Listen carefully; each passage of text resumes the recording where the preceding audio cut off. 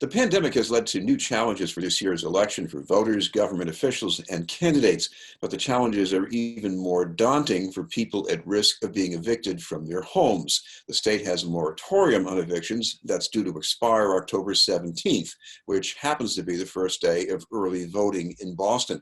To tell us about some of the concerns around voting and housing is a staff attorney from the Medical Legal Partnership at Lawyers for Civil Rights, Melanie Gleason. Thank you very much for being with us, Melanie. Yeah, thanks so much, Chris, for having me. Melanie, I know that this moratorium will end pretty soon.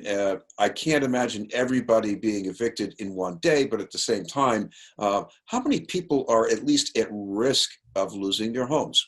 Absolutely. So the eviction moratorium is really affecting a huge swath of tenants and renters across the Commonwealth. So it is estimated that about 1 in every 3 renters in Massachusetts right now is at risk of eviction. So that actually amounts to at least 300,000 renters. And I imagine even some property owners, I mean, because if they're being foreclosed on, they're in trouble too, aren't they? Correct. Yes, there are some smaller scale landlords that own property, other homeowners who are at risk. And in terms of mortgage payments, that's also a concern as well. Yes. Now, where does this come into vote? Obviously, if you're in the middle of an eviction process, you might not have time to vote. But at the same time, what does this mean about access to vote, the right to vote? Right. So I think one thing that's really important to acknowledge going on with all these different issues, particularly with eviction and voter suppression, is that they're not existing in a silo, right? So we're really at a point where there's really heavy intersectionality with a lot of these issues as they're happening very real time. So in terms of the precise intersection of evictions and voter suppression, we are particularly concerned that an avalanche of evictions would really dramatically increase pre-existing voter suppression, especially in communities of color, as that has been historically the case. So just to unpack that timeline a little bit, so the eviction moratorium is currently set to expire on October 17th. So to really follow that timeline, the voter registration deadline here in the state of Massachusetts is October 24th. So there is really concern that if this eviction moratorium lifts, and a lot of people get that notice to quit, letting them know that they are about to be evicted, it's going to cause widespread concern and panic where a lot of folks may, not really have it on their radar that they need to register by October 24th. And they need to focus on much more urgent things such as finding housing. So there's a lot of situations just ranging from registration, but also to the ballot box as well, where if somebody is in the eviction process, an individual, they and their family, what could end up happening is that, in addition to not being registered, even folks who are registered, but if they're evicted from their homes, they may not get access to their mail-in ballot. And there's all these other scenarios that could happen too, including if somebody was to actually go in person and try to cast their vote in person. Not only would that be a public health and safety risk due to the increase in COVID-19 that's currently going on in the Commonwealth, but they would have to go to their original precinct where they registered to vote, where their name and their address is on the voting roll. And it might be rendered an impossibility if they have been geographically displaced and are currently navigating homelessness. So there's really a whole gamut of concerns ranging from meeting that registration voting deadline at October 24th, all the way to being able to safely cast the ballot and being forced to, at great personal peril and confusion, possibly cast a ballot in person.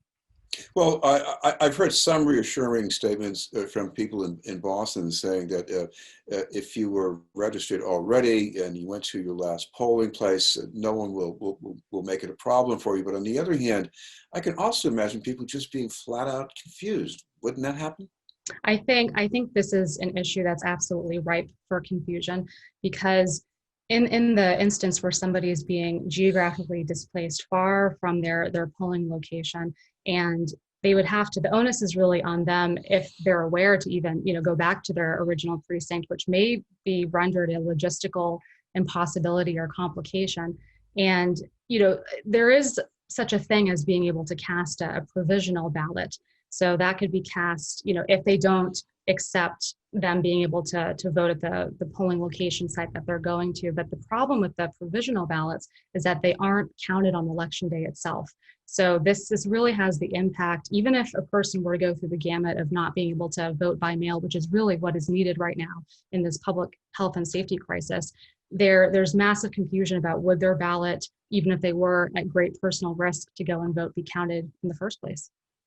Well, another kind of intersection here is what happens when people's lives are being reshuffled, because even if they're not homeless, they might be doubling up with other people. There are more contacts that are in their portfolio, as it were.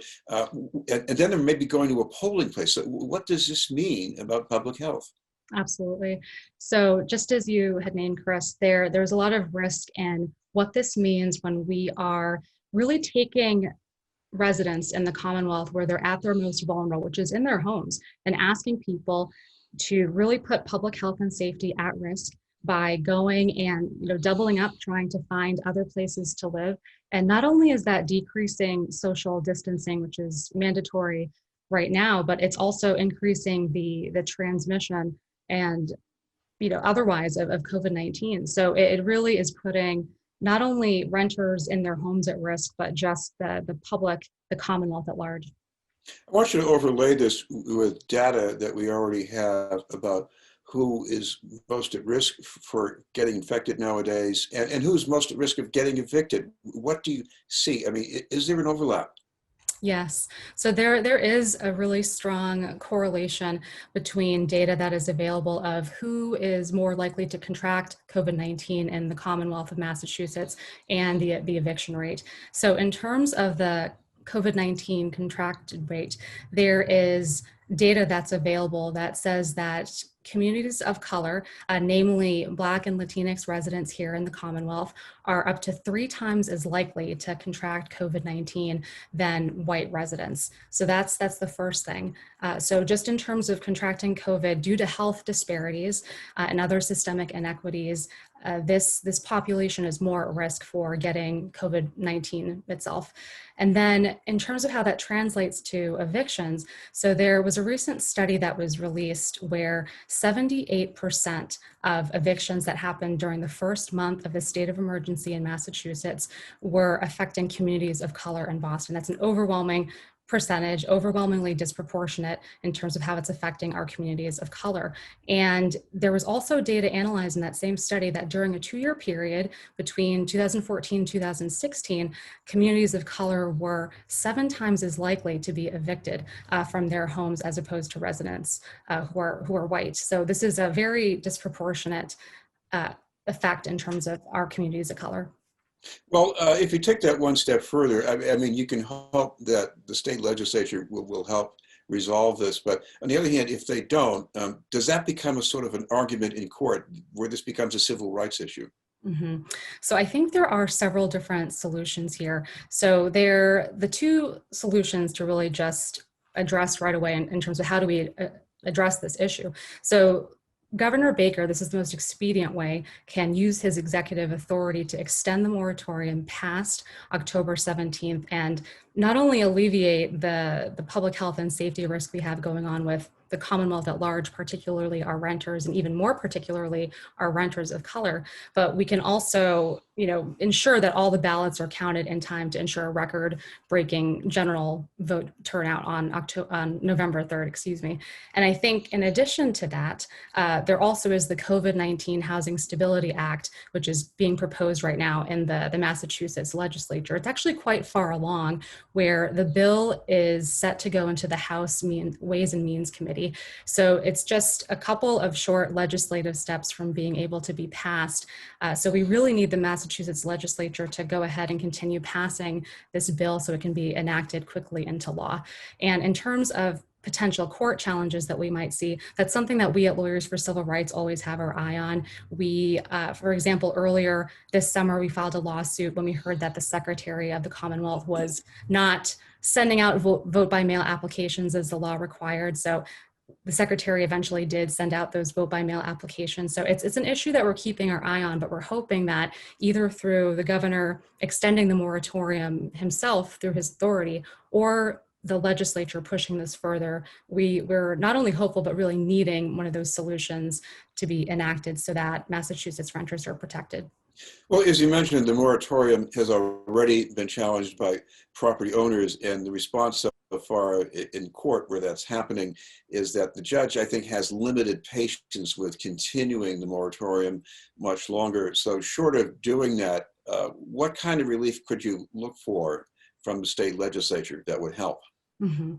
So some enumerations that are detailed in this housing stability bill. And the great thing about this is that, you know, the eviction moratorium, as we know, it's extended every 90 days. Governor Baker has that authority to extend the moratorium every 90 days.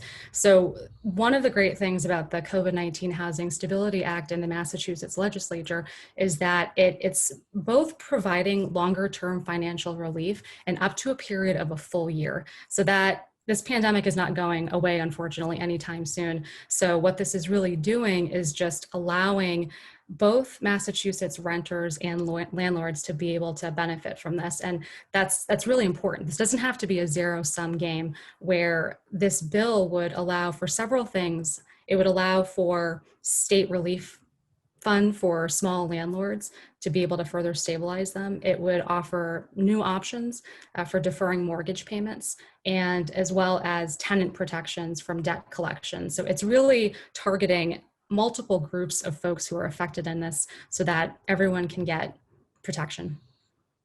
Well, thank you very much for explaining that, because there are a lot that I didn't follow myself. So thank you very much for sharing that with our viewers.